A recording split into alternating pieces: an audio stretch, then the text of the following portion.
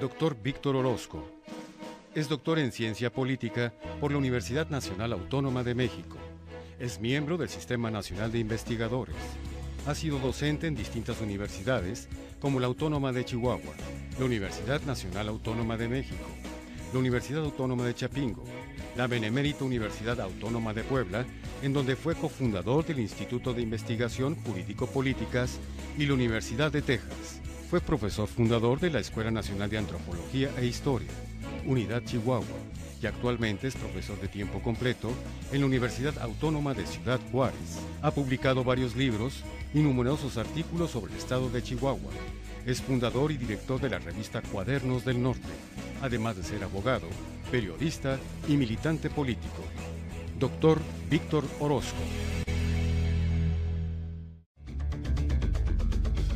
En la emisión de hoy, la doctora Estela Gutiérrez Garza entrevista al doctor Víctor Orozco sobre el tema las etapas fundacionales de la nación.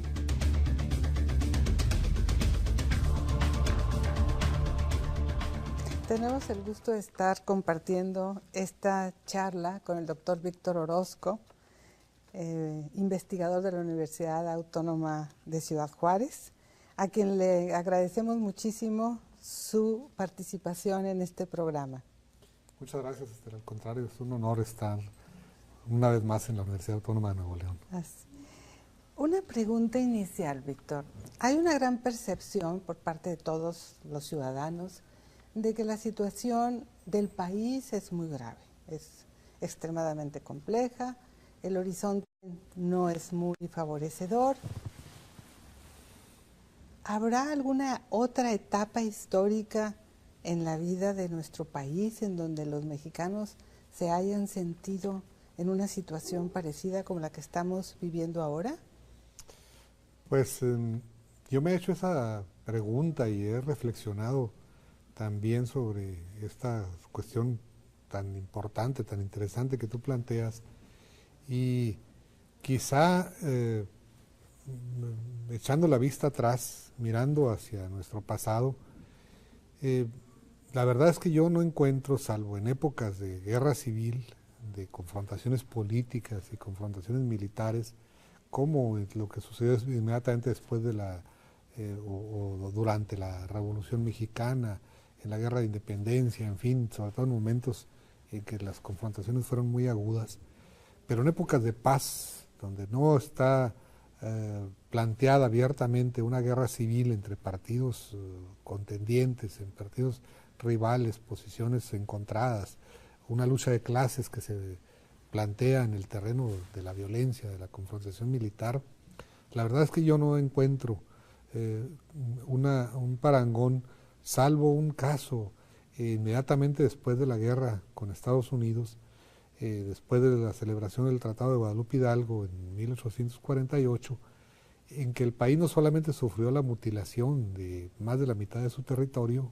que ya lo sabemos todos los mexicanos, ese día que ha quedado abierta ahí, sino que sufrió un colapso moral, una especie de decepción, de frustración colectiva, en la cual pues una buena parte de la población, pero sobre todo las clases altas, la clase política, desertaron del proyecto nacional y pensaron que pues estaba demostrado con los 50 años de vida independiente o 40 y tantos años de vida independiente que habíamos tenido, estaba demostrado pues que los mexicanos no teníamos capacidad para autogobernarnos, que ni siquiera teníamos capacidad para construir una nación y que entonces habría que buscar una opción de un protectorado extranjero.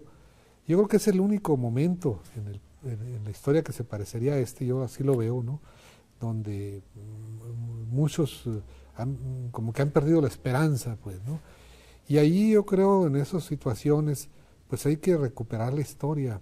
Es cuando se dice la economía y la política tienen que ir a pedirle prestado, tienen que pedirle auxilio a la historia, ¿no?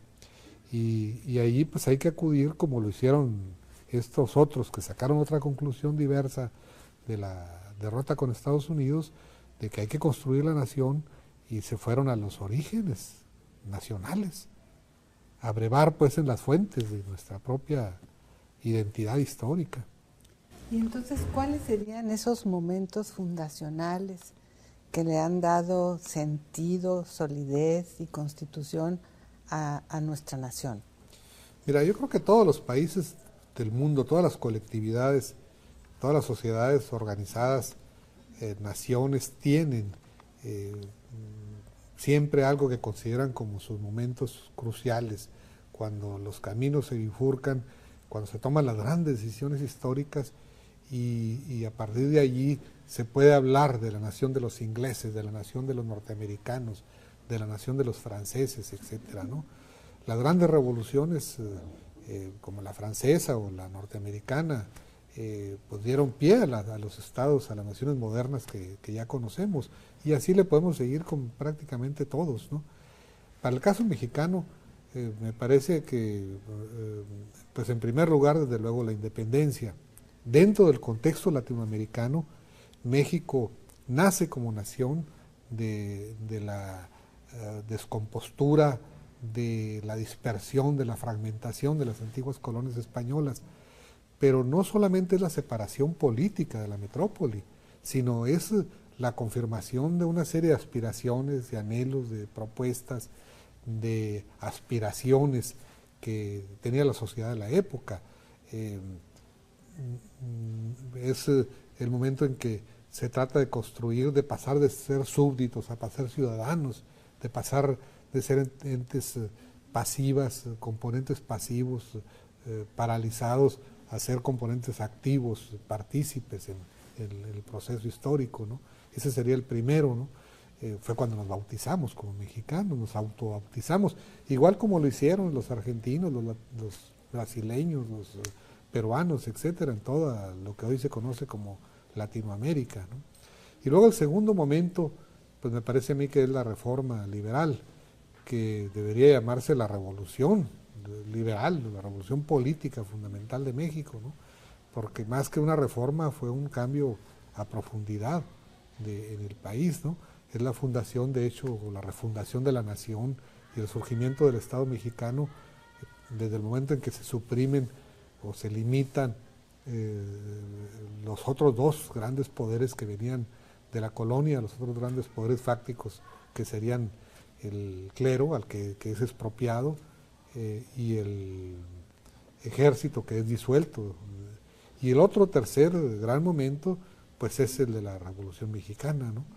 Una revolución que continúa con las tareas históricas que dejó inconclusa la reforma. La reforma suprimió el latifundio eclesiástico, pero no lo hizo con el latifundio civil, y se generaron nuevas contradicciones entre obreros y empresarios extranjeros, las nuevas clases medias que sentían que tenían una camisa de fuerza ahí porque un régimen político muy opresivo, en fin.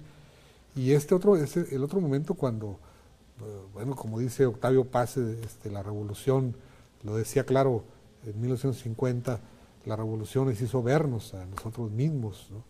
Entonces me parece a mí que son los tres grandes momentos a los que hay que acudir para entender lo que es el México de nuestros días. Si no le pedimos prestado a eso, a la historia, es difícil que salgamos de la crisis en la actual. que estamos. Y por ejemplo, ¿cuál es el significado de la reforma liberal en la conformación del México moderno? Es decir, ¿qué es lo que podemos nosotros recuperar de ese periodo que tú le llamas fundacional de la nación? Pues mira, lo primero que hay que recuperar es esta decisión de los revolucionarios liberales, donde cada uno de ellos es un par casi entre iguales, por más que Benito Juárez sea el que los encabezó, recuperar esta decisión por México, ¿no? Por construir la nación, entender que sin esa perspectiva de construcción nacional, como ellos lo vieron muy claramente, no tenía sentido las vidas incluso personales, no solamente la vida colectiva. Volver a la colonia como querían las altas clases del Partido Conservador, los altos militares, los altos miembros del clero, volver a la etapa de la colonia significaba para los mestizos, sobre todo, que ya componían la mayoría de la población nacional, significaba pues volver a tener la bota en el cuello, ¿no? Renunciar a cualquier perspectiva de desarrollo, ¿no? Simplemente iban a volver a ser parias en la tierra de sus padres, ¿no? Yo a veces cuando reflexiono sobre esto recuerdo dos biografías claves en el siglo XIX mexicano, desde luego la de Benito Juárez y la de Ignacio Manuel Altamirano, indio los dos, que en la etapa anterior de la colonia no hubieran tenido ninguna perspectiva, ninguna posibilidad de ser uno cumbre de las letras y el otro cumbre de la política en México, ¿no? Entonces, me parece a mí que eso es lo primero que habría que recuperar. Luego, esa decisión con que acometieron la lucha para hacer las grandes reformas que México necesitaba. México no podía terminar más que en una nueva colonia o en un nuevo estado o un grupo de estados de Estados Unidos si no consumaban las tareas pendientes que dejó la independencia, si no, esto que decía, si no disolvía el antiguo ejército especializado en golpes de estado y no expropiaba al clero. Y le faltó la tercera, que era expropiar a los grandes propietarios que habían impedido desde la colonia también hacer los grandes cambios que permitieran el desarrollo de la población, el crecimiento demográfico, la conformación de una clase que pudiera ejercer sus derechos como ciudadanos. En fin, estas grandes reformas pues son las que dotaron a la nación de un Estado moderno. Vienen el porfiriato y la revolución de 1910, ¿no? Aquí hay una modernización excluyente, el país crece económicamente, en fin, se desarrolla la industria, los ferrocarriles, la minería, etcétera, ¿no? Pero esta modernización trae consigo nuevas contradicciones, ¿no? ¿Cuáles son esas contradicciones? Pues son estas que están aquí planteadas, ¿no? Hay una paz social, un desarrollo económico, un crecimiento poblacional. Por primera vez México crece a finales del siglo XIX, supera estas barreras que le impedían el crecimiento demográfico, pero a la vez se desarrollan otras contradicciones que no existían antes. Los pueblos contra las haciendas. En varios lugares del país la revolución empieza como una rivalidad entre los ejidos de los pueblos, los habitantes de los pueblos contra los hacendados, los peones contra los hacendados, rancheros contra hacendados, obreros contra capitalistas extranjeros, clases medias contra oligarcas, y se produce pues una diferenciación social y religiosa y al mismo tiempo una dictadura en el ámbito político, ¿no? Esto es, todas esas contradicciones que se van a producir pues finales, los últimos 10, 15 años del siglo XIX y los 10 primeros del siglo XX van a hacer que se produzca esta explosión revolucionaria, ¿no?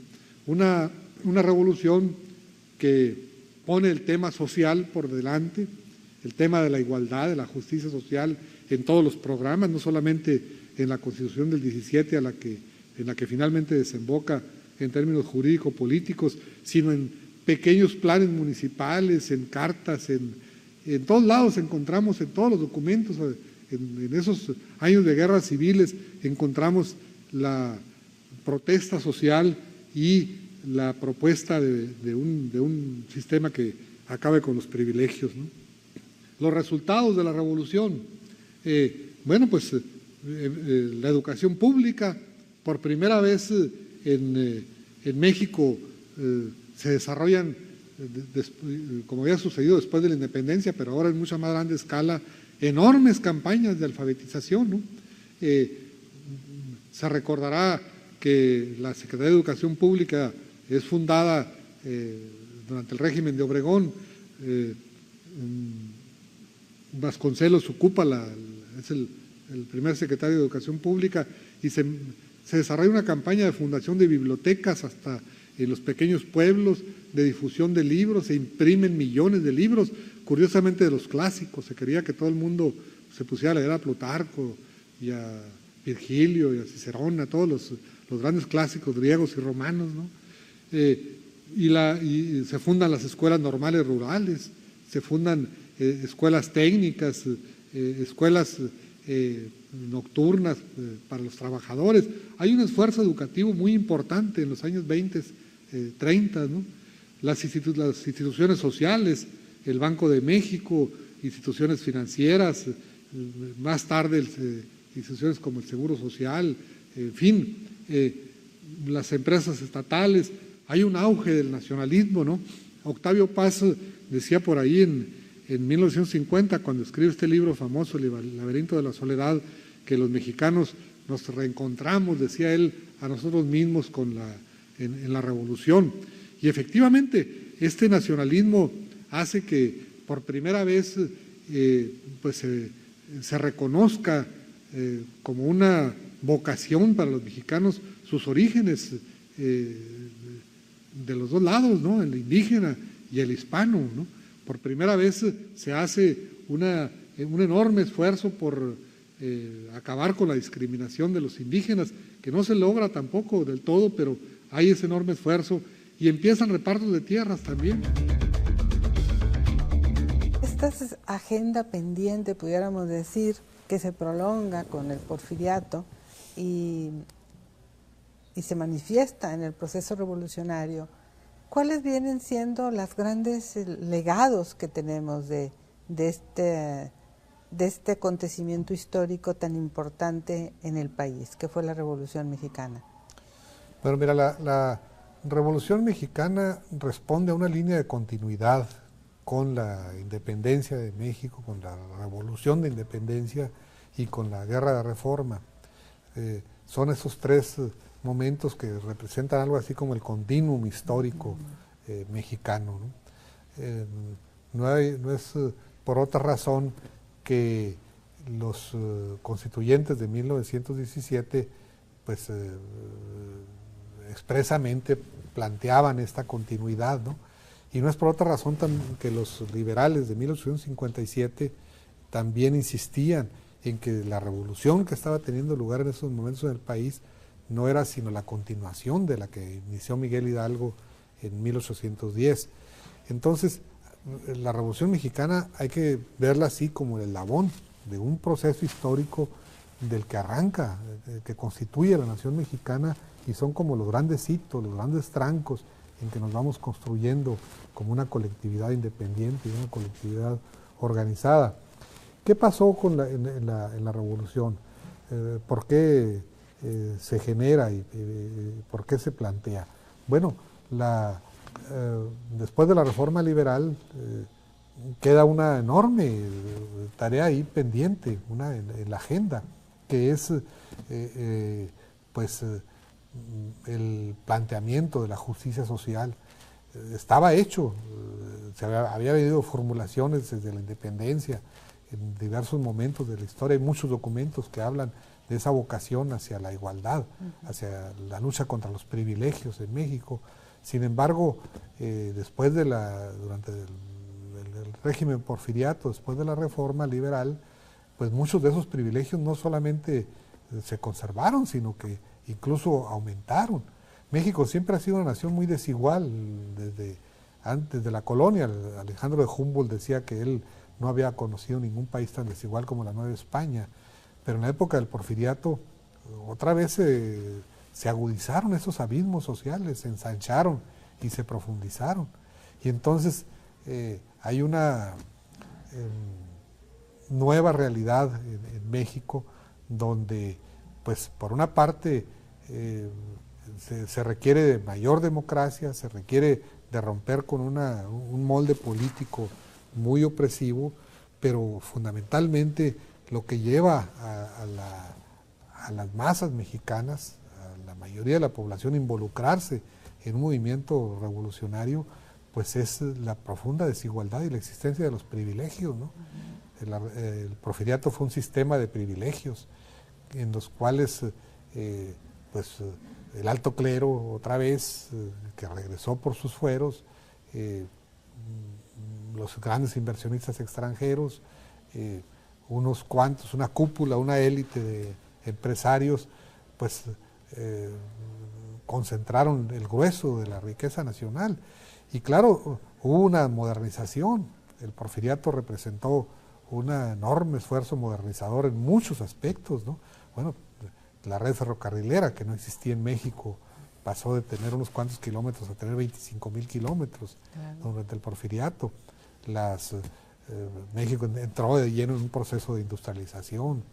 Los telégrafos, que para la época eran pues las grandes novedades tecnológicas de comunicación, en fin. Pero era una modernización excluyente.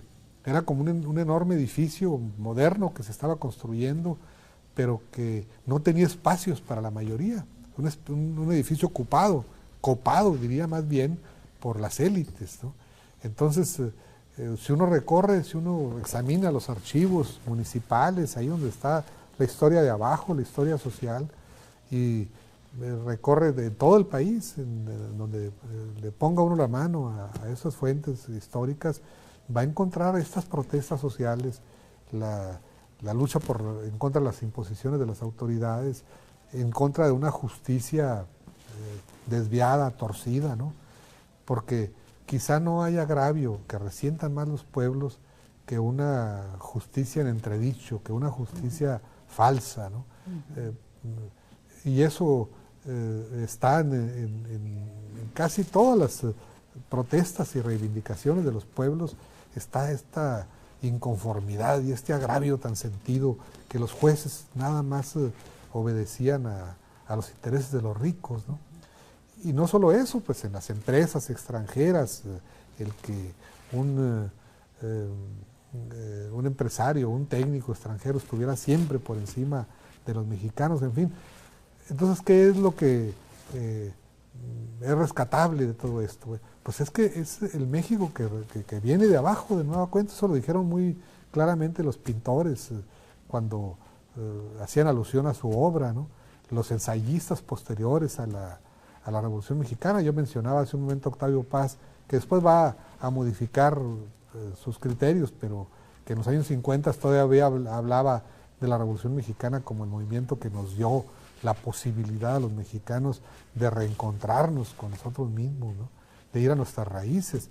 De ahí también esta mística de la Revolución Mexicana de ir a rescatar el componente indígena que tenemos los mexicanos, ¿no? Que este componente, pues, que junto con el otro, pues, da lugar a la nación mestiza que somos hoy en día. Entonces, me parece que a reserva de examinar la otra parte del problema, que es qué sucedió pues con la Revolución Mexicana, yo creo que hay una necesidad de rescatar todas estas grandes aportaciones, todas estas posibilidades, potencialidades que abrió la Revolución. Y no por nada es que la Revolución, es ninguna casualidad, que la Revolución permanezca todavía como un elemento del horizonte mexicano, por más que algunos la quieran enterrar y la quieran eliminar como una revolución ya muerta, ¿no? La realidad es que en la mayoría de los mexicanos está, ¿no? Por eso es que cuando surgen movimientos sociales, pues emergen luego muy rápido las grandes figuras históricas de la Revolución Mexicana. Con esto concluyo, esto se resalta muy claramente cuando la comparamos, por ejemplo, con la Revolución Rusa, de la cual los rusos de hoy casi no quieren hablar, o muy poquitos quieren hablar. La mexicana sigue siendo una revolución popular por esta raigambre histórica que tuvo. Acompáñenos la próxima semana a ver la segunda parte de la entrevista con el doctor Víctor Orozco sobre el tema, las etapas fundacionales de la nación.